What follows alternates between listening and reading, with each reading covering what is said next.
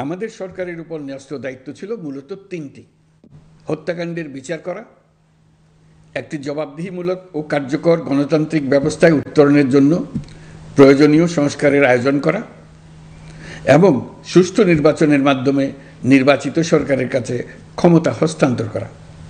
আমরা জুলাই গণঅভ্যুত্থানকালে তৎকালীন ফ্যাসিস্ট সরকারের নির্দেশে সংগঠিত হত্যাকাণ্ডের বিচার কাজ এগিয়ে নিয়ে যাচ্ছি। এই বিচারের উদ্দেশ্যে গঠিত আন্তর্জাতিক অপরাধ ট্রাইব্যুনাল তাদের প্রথম রায় শীঘ্রই দিতে যাচ্ছে। ট্রাইব্যুনালে আরও কয়েকটি মামলার বিচার চূড়ান্ত পর্যায়ে রয়েছে। সাধারণ ফৌজদারি আদালতগুলোতেও জুলাই হত্যাকাণ্ড সম্পর্কিত কিছু বিচার কাজ শুরু হয়েছে। আমরা একই সাথে দেশের ইতিহাসে প্রথমবারের মতো গুমের মতো নৃশংস অপরাধের বিচার কাজ শুরু করেছি। আমি আনন্দের সঙ্গে আপনাদের জানাতে চাই যে সংস্কারের ক্ষেত্রেও আমরা ব্যাপক অগ্রগতি অর্জন করেছি। অন্তর্বর্তী সরকার নিজ উদ্যোগে বা বিভিন্ন সংস্কার কমিশনের প্রস্তাবের ভিত্তিতে অনেক গুরুত্বপূর্ণ সংস্কারের কাজ সম্পন্ন করেছে। কিছু প্রস্তাবিত সংস্কারের কাজ এখনও চলমান আছে। অধ্যাদেশের মাধ্যমে বা বিদ্যমান আইন সংশোধন করে বিচার বিভাগের স্বাধীনতা, বিচার ব্যবস্থাপনা, আর্থিক খাতে স্বচ্ছতা, প্রাতিষ্ঠানিক সক্ষমতা বৃদ্ধি, ডিজিটালাইজেশন সম্প্রসারণ ও দুর্নীতি প্রতিরোধে বিভিন্ন সংস্কার সম্পন্ন করা হয়েছে। ভবিষ্যতে সুশাসনের জন্য এসব সংস্কার বড় ভূমিকা রাখবে বলে আমরা মনে করি। আশা করি আগামী নির্বাচিত সরকার সংসদে আলাপ আলোচনার মাধ্যমে এসব সংস্কার গ্রহণ করবে। আমাদের আরেকটি গুরুদায়িত্ব হচ্ছে সুষ্ঠু নির্বাচন অনুষ্ঠান। আমি ঘোষণা করেছি যে আগামী ফেব্রুয়ারির প্রথমার্ধে জাতীয় সংসদ নির্বাচন অনুষ্ঠিত হতে যাচ্ছে। এই নির্বাচন উৎসবমুখর, অংশগ্রহণমূলক ও সুষ্ঠুভাবে অনুষ্ঠানের জন্য আমরা সব প্রস্তুতি গ্রহণ করছি। আমাদের উপর অর্পিত দায়িত্ব আমরা সঠিকভাবে পালন করার জন্য সর্বাত্মক চেষ্টা করে যাচ্ছি। প্রিয় দেশবাসী, রাষ্ট্র কাঠামো সংস্কারের প্রস্তাব তৈরির লক্ষ্যে জাতীয় ঐকমত্য কমিশন নিরলসভাবে গত প্রায় 9 মাস ধরে কাজ করেছে। এই সময় কমিশন জুলাই গণঅভ্যুত্থানে অংশগ্রহণকারী রাজনৈতিক দলের প্রতিনিধিদের সঙ্গে দীর্ঘ আলাপ আলোচনা করেছে। অত্যন্ত সৌহার্দ্যপূর্ণ পরিবেশে ধৈর্য সহকারে রাজনৈতিক দলগুলো কমিশন কর্তৃক উত্থাপিত বিভিন্ন সংস্কার প্রস্তাব নিয়ে যুক্তিতর্ক উপস্থাপন করেছেন। মতের পার্থক্য থাকলেও তা কমিয়ে আনার চেষ্টা করেছেন। অনেক বিষয়ে ঐকমত্যে আসতে পেরেছেন। দেশবাসী সরাসরি সম্প্রচারের মাধ্যমে এই পুরো কার্যক্রম দেখতে পেরেছেন। এটি বাংলাদেশের রাজনীতির ক্ষেত্রে তো বটেই, পৃথিবীর অনেক দেশের জন্য এক অভূতপূর্ব ঘটনা। এটি ভবিষ্যৎ রাজনীতির জন্য আশাব্যঞ্জক। আমি ঐকমত্য কমিশনের সদস্যদের এবং রাজনৈতিক দলগুলোর নেতৃবৃন্দকে গণতান্ত্রিক চর্চার এই অসাধারণ আয়োজনকে সফল করার জন্য আবারও আন্তরিক ধন্যবাদ জানাচ্ছি। ঐকমত্য কমিশনের প্রণীত জুলাই সনদে সংবিধান বিষয়ক 30টি গুরুত্বপূর্ণ সংস্কার প্রস্তাবে রাজনৈতিক দলগুলোর মধ্যে ঐকমত্য তৈরি হয়েছে। এটি একটি ঐতিহাসিক অর্জন। কিছু প্রস্তাবে সামান্য ভিন্নমত আছে, বাকি অল্প কিছু প্রস্তাবে আপাতদৃষ্টে মনে হয় অনেক দূরত্ব আছে, যা গণতান্ত্রিক প্রক্রিয়ায় অস্বাভাবিক কিছু না। তবে খতিয়ে দেখলে দেখা যায় যে এসব প্রস্তাবগুলোর ক্ষেত্রেও আসলে মতভিন্নতা খুব গভীর নয়। কেউ সংস্কারটা সংবিধানে করতে চেয়েছেন, কেউ আইনের মাধ্যমে করতে চেয়েছেন, কিন্তু সংস্কারের প্রয়োজনীয়তা, নীতি ও লক্ষ্য নিয়ে কারো মধ্যে মতভেদ নেই। কাজেই রাজনৈতিক দলগুলোর প্রকাশ্য বক্তব্য যতখানি পরস্পর বিরোধী অবস্থানে আছে বলে মনে হয়, জুলাই সনদ সঠিকভাবে বিশ্লেষণ করলে ততখানি মত পার্থক্য দেখা যায় না। এটি আমাদের অনন্য অর্জন।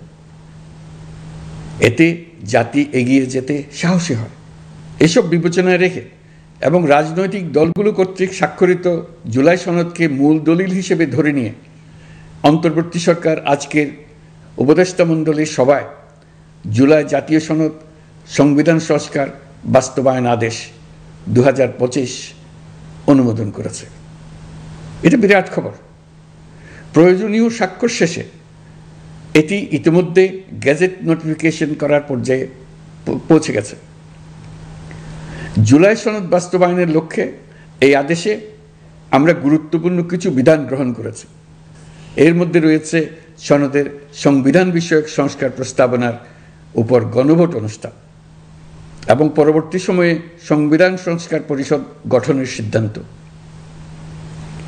আমরা সকল বিষয় বিবেচনা করে সিদ্ধান্ত নিয়েছি যে আগামী জাতীয় সংসদ নির্বাচনের দিনেই গণভোটের আয়োজন করা হবে, অর্থাৎ জাতীয় নির্বাচনের মতো গণভোটও ফেব্রুয়ারির প্রথমার্ধে একই দিনে অনুষ্ঠিত হবে। এতে সংস্কারের লক্ষ্য কোনোভাবে বাধাগ্রস্ত হবে না। নির্বাচন আরও উৎসবমুখর ও সাশ্রয়ী হবে। গণভোট অনুষ্ঠানের লক্ষ্যে উপযুক্ত সময়ে প্রয়োজনীয় আইন প্রণয়ন করা হবে। জুলাই সনদের আলোকে আমরা গণভোটের ব্যালটে উপস্থাপনীয় প্রশ্নও নির্ধারণ করেছি। আমি প্রশ্নটি এখন আপনাদের সামনে পাঠ করে শোনাচ্ছি। প্রশ্নটি হবে এরকম: আপনি কি জুলাই জাতীয় সনদ সংবিধান সংস্কার বাস্তবায়ন আদেশ 2025 এবং জুলাই জাতীয় সনদের লিপিবদ্ধ সংবিধান সংস্কার সম্পর্কিত নিম্নলিখিত প্রস্তাবগুলোর প্রতি আপনার সম্মতি জ্ঞাপন করছেন? ক, নির্বাচনকালীন সময়ে তত্ত্বাবধায়ক সরকার, নির্বাচন কমিশন এবং অন্যান্য সাংবিধানিক প্রতিষ্ঠান জুলাই সনদে বর্ণিত প্রক্রিয়ার আলোকে গঠন করা হবে। খ, আগামী সংসদ হবে 2 কক্ষ বিশিষ্ট। জাতীয় সংসদ নির্বাচনে দলগুলোর প্রাপ্ত ভোটের অনুপাতে 100 জন সদস্য বিশিষ্ট একটি উচ্চকক্ষ গঠিত হবে এবং সংবিধান সংশোধন করতে হলে উচ্চকক্ষের সংখ্যাগরিষ্ঠ সদস্যের অনুমোদন দরকার হবে। গ, সংসদে নারীর প্রতিনিধি বৃদ্ধি, বিরোধী দল থেকে ডেপুটি স্পিকার ও সংসদীয় কমিটির সভাপতি নির্বাচন, প্রধানমন্ত্রীর মেয়াদ সীমিতকরণ, রাষ্ট্রপতির ক্ষমতা বৃদ্ধি, মৌলিক অধিকার সম্প্রসারণ, বিচার বিভাগের স্বাধীনতা ও স্থানীয় সরকার সহ বিভিন্ন বিষয়ে যে 30টি প্রস্তাবে জুলাই জাতীয় সনদে রাজনৈতিক দলগুলোর ঐকমত্য হয়েছে সেগুলো বাস্তবায়নে আগামী নির্বাচনে বিজয়ী দলগুলো বাধ্য থাকবে। ঘ, জুলাই সনদে বর্ণিত অন্যান্য সংস্কার রাজনৈতিক দলগুলোর প্রতিশ্রুতি অনুসারে বাস্তবায়ন করা হবে। গণভোটের দিন এই 4টি বিষয়ের উপর একটি মাত্র প্রশ্নে আপনি হ্যাঁ বা না ভোট দিয়ে আপনার মতামত জানাবেন। গণভোটের সংখ্যাগরিষ্ঠ ভোট হ্যাঁ সূচক হলে আগামী সংসদ নির্বাচনে নির্বাচিত প্রতিনিধি নিয়ে একটি সংবিধান সংস্কার পরিষদ গঠিত হবে। এই প্রতিনিধিগণ একই সাথে জাতীয় সংসদের সদস্য হিসেবে দায়িত্ব পালন করবেন। পরিষদ তার প্রথম অধিবেশন শুরুর তারিখ হতে 180 কার্যদিবসের মধ্যে সংবিধান সংস্কার করবে। সংবিধান সংস্কার সম্পন্ন হওয়ার পর 30 কার্যদিবসের মধ্যে সংসদ নির্বাচনে প্রাপ্ত ভোটের সংখ্যানুপাতে উচ্চকক্ষ গঠন করা হবে। এর মেয়াদ হবে নিম্নকক্ষের শেষ কার্যদিবস পর্যন্ত। জুলাই সনদ বাস্তবায়নের অঙ্গীকারনামা অনুসারে সংবিধানে জুলাই জাতীয় সনদ অন্তর্ভুক্ত করার ব্যবস্থা গ্রহণ করা হবে। এটিও আজকে অনুমোদিত আদেশে উল্লেখ করা হয়েছে। প্রিয় দেশবাসী, অভ্যুত্থানের পর দায়িত্ব গ্রহণ করে অর্থনীতিকে গভীর গহ্বর থেকে উদ্ধার করা ছিল আমাদের জন্য একটা বিরাট চ্যালেঞ্জ। গত 15 মাসে আমরা সেই চ্যালেঞ্জ উতরাতে সক্ষম হয়েছে।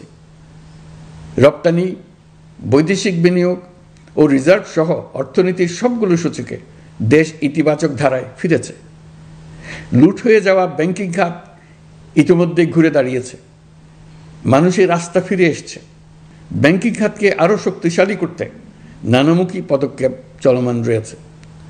অভ্যুত্থান পরবর্তী সময়ে বিভিন্ন দেশের বৈদেশিক বিনিয়োগ হ্রাস পেলেও বাংলাদেশে গণ অভ্যুত্থান পরবর্তী প্রথম বছরে বৈদেশিক প্রত্যক্ষ বিনিয়োগ অর্থাৎ FDI 19.13% বৃদ্ধি পেয়েছে।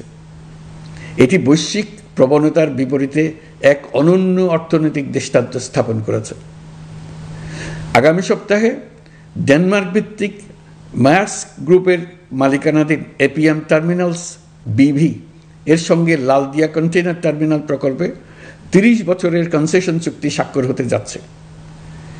এই চুক্তির আওতায় ইউরোপীয় এই কোম্পানি $550 মিলিয়ন বিনিয়োগ করবে। এটি এই যাবৎকালে বাংলাদেশে ইউরোপের সর্বোচ্চ একক বিনিয়োগ। লালদিয়া হবে দেশের প্রথম বিশ্বমানের গ্রিন পোর্ট। প্রিয় দেশবাসী, প্রায় 1.5 যুগ ধরে আমাদের জনগণ ভোটাধিকার থেকে বঞ্চিত ছিলেন। তারা আজ আসন্ন নির্বাচনে তাদের ভোটাধিকার প্রয়োগ করার জন্য উন্মুখ হয়ে আছেন। আগামী ফেব্রুয়ারিতে সুষ্ঠু নির্বাচন অনুষ্ঠানের বিষয়ে অভ্যুত্থানের সপক্ষে রাজনৈতিক দলগুলোকে অবশ্যই ঐক্যবদ্ধ থাকতে হবে। তা না হলে জাতি এক মহা বিপদের সম্মুখীন হবে। এই সম্পর্কে আমি আগেও একাধিকবার আমার আশঙ্কা প্রকাশ করেছি। ফ্যাসিবাদের বিরুদ্ধে 2024-এর জুলাইয়ে মৃত্যুর মুখোমুখি শির উঁচু করে দাঁড়িয়ে দেশবাসী যে ঐক্য গড়ে তুলেছিল, আমরা জীবিতরা যেন অল্প স্বল্প ভিন্নমত ও লঘু বিবাদে জড়িয়ে তার মর্যাদা ক্ষুণ্ণ না করি। 133 শিশু, শত শত তরুণ তরুণী, নারী পুরুষের মৃত্যু, হাজার হাজার মানুষের অঙ্গহানির যে আত্মত্যাগ, সেটিকে আমাদের সম্মান জানাতেই হবে। দেশের আপামর জনগণ সামান্য যা চায় তা হচ্ছে এই অগণিত হতাহতের স্মৃতির প্রতি শ্রদ্ধা জানিয়ে আমরা সবাই যেন ভিন্ন মতের প্রতি সহিষ্ণুতা দেখাই, দলীয় স্বার্থ অতিক্রম করে সম্মিলিত আকাঙ্ক্ষা ও জাতীয় চাওয়াকে ঊর্ধ্বে তুলে ধরি। তাই আমি আশা করি আমাদের এই সিদ্ধান্ত জাতির বৃহত্তর স্বার্থে রাজনৈতিক দলগুলো মেনে নেবে। একটি উৎসবমুখর জাতীয় নির্বাচনের দিকে জাতি এগিয়ে যাবে। এর মাধ্যমে আমরা নতুন বাংলাদেশে প্রবেশ করব। আমরা নতুন বাংলাদেশ গড়ার দ্বার প্রান্তে এসে পৌঁছলাম। মহান আল্লাহ আমাদের সহায় হন। আমাদের আশা মহান আল্লাহ পূরণ করুন। আল্লাহ হাফেজ। সবাইকে ধন্যবাদ।